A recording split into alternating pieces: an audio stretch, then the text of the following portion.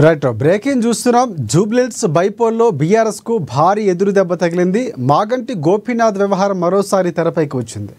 షేర్లింగపల్లి ఎంఆర్ఓకు మాగంటి కుటుంబ పంచాయతీ చేరింది. Maganti సునీతకు family certificate ఇవ్వడంపై ఆమె అభ్యంతరం వ్యక్తం చేశారు. ఇక అభ్యంతరాలపై వివరణ ఇవ్వాలని మాలినీదేవికి మహానంద కుమార్కి నోటీసులు ఇచ్చారు. ఈ నేపథ్యంలో వివరణ ఇచ్చేందుకు షేర్లింగంపల్లి ఎంఆర్ఓ ఆఫీస్కు వచ్చారు మాగంటి కుటుంబ సభ్యులు. ఎంఆర్ఓ ఆఫీసులో అభ్యంతరాలు తెలిపేందుకు మాగంటి గోపీనాథ్ భార్య మాలినీదేవి, ప్రద్యుమ్ను తారక్కు హాజరయ్యారు. ఇక మాగంటి సునీత తరఫున కూతురు దిశిరా, లీగల్ అడ్వైజర్ లలితారెడ్డి వచ్చారు. 25 ఏళ్ల తరువాత మాగంటి మొదటి భార్యను తానే అంటూ హక్కుల కోసం కొసరాజు మాలినీదేవి కొడుకు ప్రద్యుమ్ను తారక్కు వచ్చారు. 25 ఏళ్ల క్రితం తన తల్లిని మాగంటి గోపీనాథ్ పెళ్లి చేసుకున్నారని ఆధారాలతో సహా వచ్చారు. ఇప్పుడు ఈ కీలక అంశంగా మారింది గోపీనాథ్ అంశం. భార్య అంటూ మొదటి భార్య రావటం ఏదైతే ఆధారాలతో సహా వచ్చిన నేపథ్యంలో కీలకంగా మారింది ఈ కేసు. ఎన్నికలు 11వ తారీఖు నిర్వహించబోతున్నారు. ఎన్నికల ప్రచారం ముమ్మరంగా సాగుతుంది. ఈ తరుణంలో ఈ అంశం తెరపైకి రావడం కీలకంగా మారింది. ఇదే అంశానికి సంబంధించి పూర్తి అప్డేట్స్ అడిగి తెలుసుకుందాం. మా ప్రతినిధి భవిత మనకి ఫోన్ లైన్లో సిద్ధంగా ఉన్నారు. సో భవిత, చెప్పండి పూర్తి అప్డేట్స్ ఏంటి?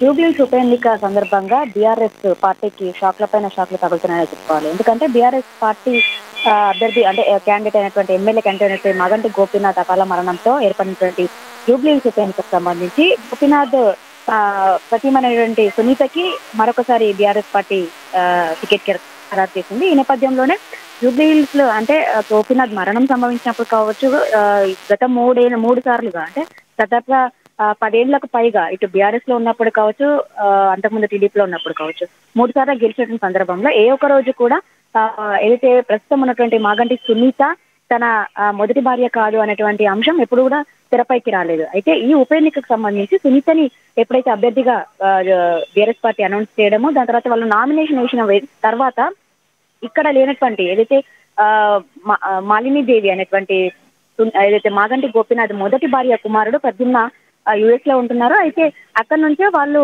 ఇటు ఎలక్షన్ కమిషన్ తో పాటు ఏదైతే ఈసీకి ఒక లెటర్ రాశారు. మాలినీదేవి మా మదర్ మొదటి భార్య, అంతేకాకుండా ఏదైతే మాగంటి సునీత ఎవరైతే ఉన్నారో వాళ్ళు లివింగ్ రిలేషన్షిప్ లో ఉన్నారో, మా తల్లికి ఎలాంటి అంటే విడాకులు ఇవ్వకుండానే తనని లివింగ్ రిలేషన్షిప్ లో ఉంచుకున్నారే తప్ప ఎక్కడ కూడా ఆమెను పెళ్లి చేసుకోలేదంటూ కూడా వాళ్ళు ఒక కంప్లైంట్ చేసినట్టు నేపథ్యం కనబడుతుంది. అయితే ఖచ్చితంగా ఆమె నామినేషన్ రద్దు చేయాలంటే కూడా ఆ 2 రోజులు కూడా కొంత అంటే వివాదాస్పదం అయింది. అయితే ఇట్లాంటి సిచ్యువేషన్ లోనే ఏదైనా జరిగే ప్రమాదం ఉండొచ్చు అన్నట్టుగా కూడా బీఆర్ఎస్ పార్టీ అడిషనల్ గా ఇటు విష్ణువర్ధన్ తో కూడా మరొక నామినేషన్ సెట్ కూడా దాఖలు చేపించింది. అయితే వీళ్ళు ఏదైతే నామినేషన్ రద్దు చేయాలని చెప్పించినటువంటి కంప్లైంట్ కి అనుగుణంగా ఈసీ కార్యాలయం నుంచి పెద్దగా స్పందన రాలేదు. ఇలాంటి అంశాలు ఏవైనా కూడా మీరు కోర్టులో తెలుసుకోవాలనే అంశాన్ని పేర్కొంది. అయితే ఆ తర్వాత ప్రచారం కొనసాగుతూ వస్తుంది. ఇప్పుడు తాజాగా కరెక్ట్ గా 3 రోజుల మాత్రమే గడువు ఉంది. 9 తారీఖు సాయంత్రం 5 గంటలలోపు ఈ ప్రచార కార్యక్రమాలు ముగిసేటువంటి నేపథ్యంలో ఈ 3 రోజులు చాలా పీక్ స్టేజ్ కి వెళ్తాయి. ఇప్పటికే హోరాహోరీగా ప్రచారం చేసినటువంటి నేపథ్యంలో ఇప్పుడు మరొకసారి ఈ అంశం తెరపైకి వచ్చింది. అయితే ఈ జూబ్లీహిల్స్ లో ఖచ్చితంగా ఏదైతే మాగంటి సునీతకి ఇచ్చినటువంటి దాన్ని క్యాన్సిల్ చేయాలంటే కూడా మరొకసారి వాళ్ళు పేర్కొనడంతో పాటు ఈ అంశాన్ని తహసీల్దార్ కార్యాలయం వరకు కూడా తీసుకెళ్లాలనే నేపథ్యం కనబడుతుంది. అయితే ఈ నేపథ్యంలోనే తహసీల్దార్ కార్యాలయంలో ఉన్నటువంటి వాళ్ళు ఏదైతే మాగంటి ప్రద్యుమ్న కావచ్చు, మాలిని కావచ్చు, ఖచ్చితంగా మీకు ఉన్నటువంటి అభ్యంతరాలు ఏంటో తెలపాలంటూ కూడా వాళ్ళకు చెప్పినటువంటి నేపథ్యంలోనే వాళ్ళు అభ్యంతరాలు తెలపడము, అంతేకాకుండా వీళ్ళకు సంబంధించి అంటే ఏదైతే ఇప్పుడున్నటువంటి మాగంటి సునీత లివింగ్ రిలేషన్షిప్ లో ఉంది, పెళ్లి చేసుకోలేదని చెప్పినటువంటి వాళ్ళ తరఫున కూడా వీళ్ళు కూడా అబ్జెక్షన్స్ తెలిపేందుకు ఇప్పటికీ తహసీల్దార్ కార్యాలయం చేరుకున్నారు. సునీత కూతురుతో పాటు వాళ్ళ యొక్క లీగల్ అడ్వైజర్ గా ఉన్నటువంటి లలిత కూడా ఆ కార్యాలయానికి చేరుకున్నారు. చూడాలి. అయితే మొత్తంగా ఈ అంశం మాత్రం కొంత వివాదాస్పదంగానే మారడంతో పాటు ప్రస్తుతం బీఆర్ఎస్ పార్టీలో మాత్రం ఒక లేని టెన్షన్ గానే కనబడుతుంది. ఎందుకంటే ఇటు ఇప్పటికే జూబ్లీహిల్స్ లో ఖచ్చితంగా పట్టు సాధించాలి, మరొకసారి గెలవాలని చెప్పేసి బీఆర్ఎస్ గట్టిగా ప్రచారం చేసిన నేపథ్యంలో ఈ అంశాలన్నిటిపైన కూడా తెరపైకి రావడం జూబ్లీహిల్స్ నియోజకవర్గ ప్రజల్లో కూడా కొంత అయోమయానికి గురి చేసేటువంటి పరిస్థితి నెలకొంది. అయితే ఇప్పుడు ఉన్నటువంటి అలా సడన్ గా అంటే పార్టీ ఇన్ని రోజులు మాగంటి గోపీనాథ్ మరణం ముందు కావచ్చు, మరణం తర్వాత కావచ్చు, ఎప్పుడు లేని ఈ అంశం ఇప్పుడు ఎందుకు తెరపైకి వస్తుంది, వెనకాల ఎవరైనా ఉండి చేపిస్తున్నారనే అంశాన్ని కూడా అనే కోణంలో కూడా ఇప్పటికీ బీఆర్ఎస్ పార్టీ అంటే ఆలోచిస్తున్న నేపథ్యం కనబడుతుంది. చూడాలి తహసీల్దార్ కార్యాలయం నుంచి ఎలాంటి అంశాలు బయటకు వస్తాయి, ఇది సునీతకి ఎలాంటి వివాదం లేకుండానే ఈ ఎన్నిక కొనసాగుతుందా, ఏదైనా అబ్జెక్షన్స్ వస్తాయా అని చెప్పేసి కూడా ప్రస్తుతం అయితే ప్రతి ఒక్కరిలో కూడా ఉత్కంఠ నెలకొందనే చెప్పాలి. రైట్ భవిత, ఇంకోటి అంటే మొన్న దీనిపై ఎవరైతే కాంగ్రెస్ పార్టీ అభ్యర్థిగా ఉన్నారో నవీన్ యాదవ్ కూడా ఒక పిటిషన్ వేయటం, ఆయన మరణం తర్వాత దాన్ని వెనక్కి తీసుకున్నటువంటి సందర్భాలు ఉన్నాయి. ఈ అంశాన్ని ఎక్కడా కూడా రాజకీయంగా వాడుకునే ప్రయత్నం కాంగ్రెస్ పార్టీ చేయట్లేదని చెప్పారు. ఎందుకంటే సునీతకు ఉన్నటువంటి సానుభూతో లేకపోతే బీఆర్ఎస్ పార్టీ చేస్తున్నటువంటి ప్రచారానికి ఎక్కడైనా మాట్లాడలేదు, దాన్ని వెనక్కి తీసుకున్నారు. కానీ ఇప్పుడు ఈ అంశం తెరపైకి రావటం ఈసీ ఎలాంటి నిర్ణయం తీసుకోబోతుంది, ఏమైనా అస్త్రంగా కాంగ్రెస్ పార్టీ చేసుకునే అవకాశాలు కనిపిస్తున్నాయా, ఇలాంటివి ఏమైనా మనం ఊహించవచ్చు అంటారా?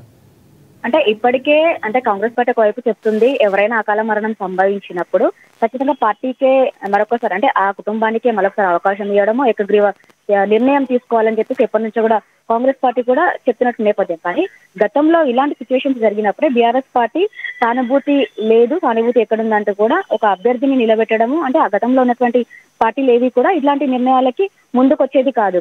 కానీ ఇదంతా కూడా క్రియేట్ చేసింది కేసీఆర్ అన్నట్టు కూడా తాజాగా రేవంత్ రెడ్డి కూడా చేసినటువంటి కామెంట్స్ మనం రెగ్యులర్ గా చూస్తూ వస్తున్నాము. అయితే అంతకు ముందుకు గత అసెంబ్లీ ఎన్నికల్లో ఏదైతే నవీన్ యాదవ్ పోటీ చేసి ఓడిపోవడం తర్వాత కొంత అలాంటి సందర్భంలోనే ఇలాంటి అంశాలు తెరపైకి వచ్చినప్పటికీ కూడా మరణం తర్వాత ఇలాంటి అంశాలను రాజకీయంగా వాడుకోవడం సరికాదని చెప్పేసి కూడా ఇప్పటికే నవీన్ యాదవ్ నిర్ణయం తీసుకోవడం, దాన్ని వెనక్కి తీసుకోవడం. అయితే ఒకవైపు సానుభూతి ఓట్లు పడతాయి, అంటే ఎవరి అంశాలు వాళ్ళు తెరపైకి తీసుకురావడం కావచ్చు, ఎవరి రాజకీయ పరమైనటువంటి కామెంట్స్ వాళ్ళు చేస్తూ వస్తున్నారే. కానీ ఇప్పుడు ఈ అంశాన్ని మాత్రం పెద్దగా కాంగ్రెస్ పార్టీ అంటే చర్చనీయాంశంగా తీసుకోకూడదు అని చెప్పేసి కూడా వాళ్ళు నిర్ణయించుకున్నట్టుగా తెలుస్తుంది. ఎందుకంటే ఇలాంటి అంశాలను పక్కన పెట్టి ప్రస్తుతం కాంగ్రెస్ పార్టీ చేసినటువంటి అంశాలను, పథకాలను, కాంగ్రెస్ పార్టీ జూబ్లీహిల్స్ కి చేసినటువంటి అభివృద్ధినే ప్రజల్లోకి తీసుకెళ్తూ ప్రచారం చేయాలని చెప్పేసి కూడా ఇప్పటికే భావిస్తుంది. కాబట్టి అలాంటి అంశాలను ఎక్కడ కూడా పెద్దగా కాంగ్రెస్ పార్టీ కూడా వాడుకోవట్లేదు.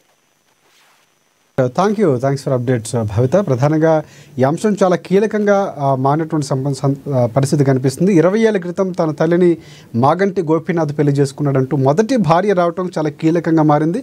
సో ఈరోజు హీరింగ్ ఇచ్చినటువంటి సందర్భం, సో అక్కడ ఎంఆర్ఓ ఆఫీస్కి వెళ్ళారు. అక్కడ పూర్తి స్థాయిలో ఇటువైపు నుంచి సునీతతో పాటుగా అటువైపు మొదటి భార్యగా ఎవరైతే పేర్కొన్నారో ఎలా ఇచ్చారంటూ ప్రశ్నించిన నేపథ్యంలో ఆమె కూడా హాజరయ్యారు, కొడుకుతో పాటు ఆమె కూతురుతో పాటు వెళ్ళేటువంటి సందర్భం. సో ఇప్పుడు ఏం జరగబోతున్నారు, ఒక టెన్షన్ కొనసాగుతుంది. సో దీనికి సంబంధించినటువంటి అంశాలు కూడా చాలా కీలకంగా మారుతున్నాయి. ఎందుకంటే నవీన్ యాదవ్ వ్యక్తిగత విషయాలు అంటే మాగంటి గోపీనాథ్ మొదటి భార్య ఈ అంశాలు ఏవైతే గతంలోనే ఆయన అఫిడవిట్లో తప్పుడు ఆధారాలు సేకరించారు, లేకపోతే తప్పుడు అంశాలను పొందుపరిచారని నవీన్ యాదవ్ ఆరోపించిన నేపథ్యం అది కేసు కూడా వెనక్కి విత్డ్రా తీసుకున్నారు. ఎప్పుడైతే ఆయన మరణంతో ఎన్నికలు వచ్చాయో ఆయన మొన్న కూడా అంశాలు చెప్పినటువంటి సందర్భం. కానీ ఇప్పుడు ఏం జరగబోతుంది చాలా కీలకంగా మారింది. కోర్టుకు సంబంధించినటువంటి అంశాలు, ఈ అంశాలతో ఏవైతే హీరింగ్ రాబోతుందో ఏమైనా ఈసీ కలుగు చేసుకోబోతుందా, దీనికి సంబంధించి బీఆర్ఎస్ పార్టీ ఒక క్లారిటీ ఇచ్చే అవకాశం కనిపిస్తుంది అని చాలా కీలకంగా కాబోతున్నాయి. దీనికి సంబంధించి కొంతమంది మాట్లాడారు. ప్రధానంగా మాగంటి సునీత మాట్లాడినందుకు ఒకసారి ఏం మాట్లాడారు? ఇట్ హ్యాడ్ స్పెల్లింగ్ ఎందుకంటే నేను తమిళనాడులో పుట్టి అప్పుడు నా స్పెల్లింగ్ తప్పుగా రాశారు. ఇప్పుడు I change the spelling at that time. అప్పుడు ఐ పుట్ మై మదర్. మీ ఆధార్ కార్డు ఉందా మీ దగ్గర? ఒకసారి చూపించగలరా? నా దగ్గర ఇప్పుడు లేదండి, ఫిజికల్ కాపీ నా దగ్గర లేదు. ఏమనుంది ఇప్పుడు మీ ఆధార్ కార్డు లో? మీకు తారక్ ప్రద్యుమ్న ప్రసాద్ అని. That's my legal name. Maganti అనేది ఎందుకు లేదు అనేది వాళ్ళు. సో ఇప్పుడు నా బర్త్ సర్టిఫికేట్ నా ఫస్ట్ నేమే తప్పుగా ఉంది. ఓకే, అప్పుడు నేను మార్చాలి కదా for any legal document purposes or anything, for my passport later or anything. ఇప్పుడు నా పాస్పోర్ట్ కూడా నా ఫాదర్ నేమే ఉంటుంది, మాగంటి గోపీనాథ్ అని క్లియర్ గా. చనిపోయిన తర్వాత 100 కోట్ల ఆస్తులు ఉన్నాయి, ఆస్తుల కోసం వస్తున్నారు అనేటువంటిది క్లెయిమ్ చేస్తా ఉన్నారు కొంతమంది. దానిపైన మీరు ఏం క్లారిటీ సార్? దానికోసం I have no idea, no comments on that. The sole purpose I came here is ఇవన్నీ from the past 3 to 4 months ఇలా అనవసరంగా జరుగుతున్నాయి. I want to put a stop to all those things. మీరు ఇప్పుడు ఇక్కడికి రావడానికి కూడా కాంగ్రెస్ పిలిపించింది, కాంగ్రెస్ పార్టీ వెనకాల ఉంది అనేటువంటిది ఆరోపణ చేస్తా ఉన్నారు. నాకు I have no connection with them, nor have I ever spoken with them, or I have no idea about that. I'm not here for the politics. I'm all here for the mental torture they've been giving from past 3-4 months. I want to put a stop. ఏం జరిగింది ఈ విషయం చెప్పండి. విడాకులు లేదు, కోర్టులో కూడా ఇంకా ఆ విడాకులు డిస్మిస్ అయిపోయింది. వాళ్ళకి ఎలాకి ఇచ్చారో తెలిసి ఇచ్చారో ఎవరిదా అని చెప్పుకుంటారు. విడాకులు లేదు, వీళ్ళకి పెళ్లి నేను చేయలేదు, పెళ్లి మ్యారేజ్ ఎక్కడ చూపించాను, ఏం చేయలేదు. అలాగే తండ్రికి కొడుకు కూడా ఎలాంటి సంబంధం లేదు, ఇప్పుడు వచ్చి మాట్లాడుతున్నారు వీళ్ళని చెప్పి ఎప్పుడైనా మాట్లాడతాడు కొడుకున్నాడు. అయినా మాట్లాడుకుంటున్నారు. కొడుకు అన్నాడు ఎప్పుడైనా వచ్చి మాట్లాడతాడు, అవకాశం ఉందా కాబట్టి. డైవర్స్ అయితే మాట్లాడే అవకాశం లేదు అసలు. అయినా కొడుకు చేయవలసిన బాధ్యత తండ్రికి లేదా? ఎంతో కొంత 10 రూపాయలు ఉంటే 1 రూపాయి నాడికి ఇవ్వాలి కదా. చిన్నప్పటి నుంచి ఆ అమ్మాయి పెంచుకుంది. వాళ్ళిద్దరు ఏమొచ్చిందో వాళ్ళిద్దరి మధ్య మనకి తెలియదు. అట్లా ఉండిపోయారు. ఆ అమ్మాయి పెంచుకుంది. చివరికి ఎంతో కొంత ఆస్తి ఉంది కదా, ఆ వాడి వాటాన్ని వాడికి ఇవ్వాలి కదా. వాడి శాంతం తీసేసి అంతా నేనే అంటే ఎట్లా అవుతుంది? దానికోసం నేను చేసిన పని ఏంటంటే, వాళ్ళు కూడా ఉన్నారు, వాడికి కూడా కొంత రావాలి. అందుకోసం నాకు ఆస్తి ఎందుకు, నాకు ఈ వయసులో ఇవ్వడం ఎందుకు? నేనేమో బాబా దీంతో ఉంటాను. ఆదివు గారిని కలిసారు కదా, ఏం మాట్లాడారు, ఏం చెప్పారు? ఆ విషయాలు ఏం చెప్పలేం. ఎప్పుడు ఇస్తారు ట్రీట్మెంట్? ముందేమో కాదని ఇచ్చారు. ముందేమో దీంతో మనం పెట్టింది వాళ్ళు పెట్టింది కలిసి ఇది లివింగ్ రిలేషన్ అని చెప్పి ఇచ్చేసారు. ఇచ్చిన తర్వాత మళ్ళా మనం పెట్టేసిన అదే ఆర్డీఓ దగ్గరికి వచ్చిన తర్వాత ఆర్డీఓ ఏం చేస్తాడు, సెట్ సైడ్ అన్నాడు. సెట్ సైడ్ అంటే మళ్ళీ ఈయన దగ్గరికి వచ్చి ఈయనే ఇచ్చాడు. ఆయన్ని మనీ చూసేసి కాదు నువ్వు లివింగ్ రిలేషన్ లో ఉన్నావు అని ఇచ్చాడు. డివోర్స్ అయిపోయిందని కానీ కాలేదని కానీ ఎలాంటి మెటీరియల్ డాక్యుమెంట్ ఇప్పుడు ఎంఆర్ఓ గారి ముందు వాళ్ళు ఎలాంటి డాక్యుమెంట్ సబ్మిట్ చేయలేదు. సో అలా ఏమన్నా ఉంటే వేసుకోమని టైం ఇచ్చారు. మనం చూద్దాం. 25th నవంబర్ కి కేసు పోస్ట్ అయ్యింది. మాలడీదేవి లీగల్ కాదు వాళ్ళ మ్యారేజ్ అంటుంది. లీగల్ అని చెప్పడానికి ఇప్పుడు మీ క్లయింట్స్ దగ్గర ప్రూఫ్స్ ఉన్నాయా? మొత్తం పెళ్ళైన పెళ్లి ఫోటోల నుంచి డే 1 ఆయన చేయి పట్టుకొని తను పెళ్లి చేసుకొని వచ్చిన తన దగ్గర నుంచి 3 పిల్లల బర్త్ సర్టిఫికేట్స్, తన ఆధార్ కార్డులు, తన ఓటర్ ఐడి కార్డులో పిల్లల బర్త్ సర్టిఫికేట్, పిల్లల ఎడ్యుకేషన్ సర్టిఫికేట్, వాళ్ళ voter ID cards, even Maganti Gopinath గారు 3 సార్లు ఎమ్మెల్యేగా గెలిచారు. 3 సార్లు గెలిచిన ఎలక్షన్ అఫిడవిట్ లో కూడా ఆయన తన భార్యగా మాగంటి సునీత గారిని, ఆయనకి 3 పిల్లలు అక్షర, దిశిర, వాత్సల్య పేర్లు మాత్రమే రాశారు. మీరందరూ కూడా ఆన్ సైడ్ వెబ్సైట్ లోకి వెళ్తే క్లియర్ గా మాగంటి గారి పాత అఫిడవిట్లు దొరుకుతాయి, ఎలక్షన్ అఫిడవిట్లు. అందులో కూడా చూడండి, ఈ 4 మాత్రమే ఆయన డిక్లేర్ చేశారు. మాలడీదేవి వాళ్ళ పిల్లలు లీగల్ కాదా? వాళ్ళు మాగంటితో సంబంధం లేదా? ఇప్పుడు మాగంటి గారి ఉన్నప్పుడైతే ఇలాంటి ఏం క్లెయిమ్స్ రాలేదే. మరి మీరు అది ఆలోచించాల్సిన విషయం. ఇప్పుడు అది నిజమా కాదా, ఇది ఫాల్స్ క్లెయిమా, అసలు ఏదనే విషయం కూడా మాకు కూడా తెలియదు. Unless we see the document. అసలు ఏంటి, ఏం కుట్ర జరుగుతుంది అనేది మాకు ఇంకా తెలియదు. సో ఈ రోజు వేస్తారేమో డాక్యుమెంట్స్ ఏమన్నా అనుకున్నాము, కానీ ఈ రోజు ఎలాంటి డాక్యుమెంట్స్ వేయలేదు. 25th రోజు ఒకవేళ వేస్తే మటుకు ఖచ్చితంగా మీకు అందరికి కూడా మేము అన్ని డాక్యుమెంట్స్, ఇంకా అసెంబ్లీ ఇష్యూ చేసిన స్పౌస్ కార్డ్ కూడా 3 దఫలుగా ఆయన ఎమ్మెల్యే అయిన దగ్గర నుంచి కూడా మాగంటి సునీత గారి పేరు మాత్రమే స్పౌస్ కార్డు అసెంబ్లీ సెక్రటరీ గారు ఇష్యూ చేశారు. అదే విధంగా తన అన్ని అకౌంట్స్ లో కానీ అన్ని విషయాలలో మీరు ఏది చూసినా కూడా తను అన్నిట్లో ప్రతి ఒక్క డాక్యుమెంట్ లో ప్రతి ఒక్క పాలసీస్ లో కూడా నామినీ భార్యగా మాగంటి సునీత గారు, పిల్లలుగా అక్షర, దిశిర అండ్ వాత్సల్య పేర్లు మాత్రమే ఉన్నాయి. లీగల్ చిక్కులు ఏమైనా ఎదుర్కొనే అవకాశం ఉందా? ఫ్యామిలీ మెంబర్ సర్టిఫికేట్ లేదు. ఇప్పుడు ఈ ఫ్యామిలీ మెంబర్ కి సంబంధించి ఈ ఎలక్షన్స్ కి ఎటువంటి కూడా చిక్కుముడులు ఉండవు. బికాస్ అది దానికి సంబంధించిన కేసు కానీ కాదు. ఫ్యామిలీ మెంబర్ సర్టిఫికేట్ ఎప్పుడు అంటే దీని వల్ల వచ్చే లాభం ఏంటంటే ఏదైనా గవర్నమెంట్ యూజ్ ఉంటే క్లెయిమ్ చేసుకోవచ్చు. అంతేగాని ఏ టైటిల్ కానీ ఏ విధమైన డిక్లరేషన్స్ కానీ ఇక్కడ ఇచ్చే పరిధి ఇది కాదు. ఓన్లీ ఆ ఫ్యామిలీ మెంబర్ సర్టిఫికేట్ డ్యూ